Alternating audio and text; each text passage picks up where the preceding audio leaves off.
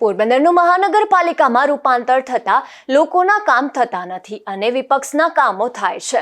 ખાસ કરીને સત્તા પક્ષની રજૂઆત સાંભળવામાં આવતી નથી. આ પ્રકારના આક્ષેપો કરી ભાજપના વરિષ્ઠ આગેવાનોએ મુખ્યમંત્રીને રજૂઆત કરી હતી. ત્યારે હવે કોંગ્રેસ અગ્રણીએ પોતાની પ્રતિક્રિયા આપી છે.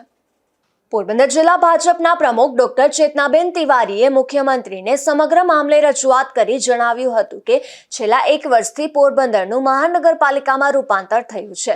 ત્યારે લોકો વિકાસની અપેક્ષા રાખતા હોય છે, પરંતુ મહાનગરપાલિકા કમિશનર, પ્રજાપતિ, સત્તાપક્ષ, સંગઠન, લોકપ્રતિનિધિઓ અને નાગરિકોને સાથે રાખી સંકલન કરી યોગ્ય વહીવટ કરતા નથી. પોરબંદરના ધારાસભ્ય અને સાંસદ સભ્ય બને કેબિનેટ મંત્રીના પદ પર બિરાજમાન છે. ત્યારે લોકો ભાજપ પાસે વિકાસની અપેક્ષા રાખતા હોય છે, પરંતુ છેલ્લા 8 માસથી જિલ્લા ભાજપના સંગઠન દ્વારા સંકલન સ્થાપિત કરવા માટે અનેક વખત લેખિત તથા મૌખિક રજૂઆત કરવામાં આવી છે. તેમ છતાં કોઈ પરિણામ આવતું નથી અને કમિશનર દ્વારા જોઈ લેશું તેવા બિનજવાબદાર જવાબો આપવામાં આવે છે. તેમજ ચેતનાબેને એવા પણ આક્ષેપો કર્યા હતા કે ભાજપ સાથે કમિશનર સંકલન રાખતા નથી, પરંતુ અન્ય રાજકીય પક્ષો દ્વારા દબાણ કરી રજૂઆત કરવામાં આવે તો તાત્કાલિક કાર્યવાહી કરવામાં આવે છે. ત્યારે આ સમગ્ર મામલે કોંગ્રેસ અગ્રણી રાજુભાઈ ઓડેદરાએ પોતાની પ્રતિક્રિયા આપતા જણાવ્યું હતું કે ચેતનાબેને કરેલા આક્ષેપો ખોટા છે. ઉલટાનું ભાજપના પેધી ગયેલા નેતાઓના જ મહાનગરપાલિકામાં કામ વધારે થાય છે. એટલું જ નહીં, પરંતુ રાજુભાઈએ વધુમાં એમ પણ જણાવ્યું હતું કે હાલના કોન્ટ્રાક્ટર અને ગુંડાઓની પણ ભાજપ સાથે મિલીભગત છે, જેને લઈને ભાજપના કામ વધુ થાય છે. કોઈ વિપક્ષ કમિશનરને દબાવતો જ નથી, માત્ર લોકોને કામની રજૂઆત માટે જાય છે. ખાસ કરીને જિલ્લા ભાજપ પ્રમુખે મુખ્યમંત્રીને રજૂઆત કરી છે. રજૂઆતમાં મહત્વનો પોઈન્ટ એ આપ્યો છે કે કમિશનર યોગ્ય કામગીરી કરતા નથી, પરંતુ તેના કરતાં સવાલ એ ઊભો થાય છે કે ભાજપ જે છે એના આગેવાનો શિસ્તબદ્ધ રીતે રજૂઆત કરે છે કે એની કામગીરી નથી થતી. એની સામે વિપક્ષ, માનો કે તમારા કોંગ્રેસ પક્ષ હોય કે અન્ય કોઈ પક્ષ, તે દબાણ લઈ આવીને પણ કમિશનર પાસેથી કામગીરી કરાવે છે. એટલે આ કયા પ્રકારનું દબાણ છે અને તમારી કામગીરી થાય છે કે નહીં થાય છે, તો કેટલી થાય છે? મુખ્ય વાત એ કે માનનીય ચેતનાબેન ભાજપના સન્માનીય જિલ્લા પ્રમુખ છે, એટલે સૌથી પહેલાં તો હું એ કહેવા માગું છું કે એક મહિલા તરીકે એનું સન્માન બિલકુલ જળવાવું જોઈએ, એની એક હું ફેવરમાં છું.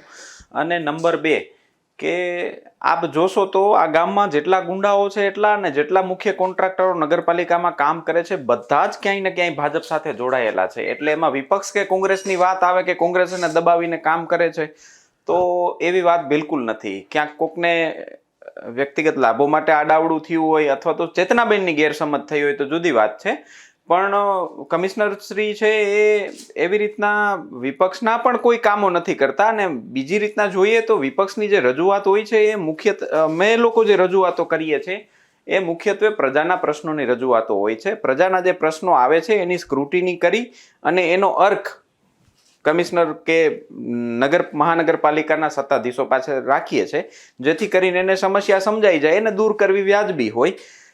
એટલું જ કામ છે એ વિપક્ષનું પણ થતું હોય છે.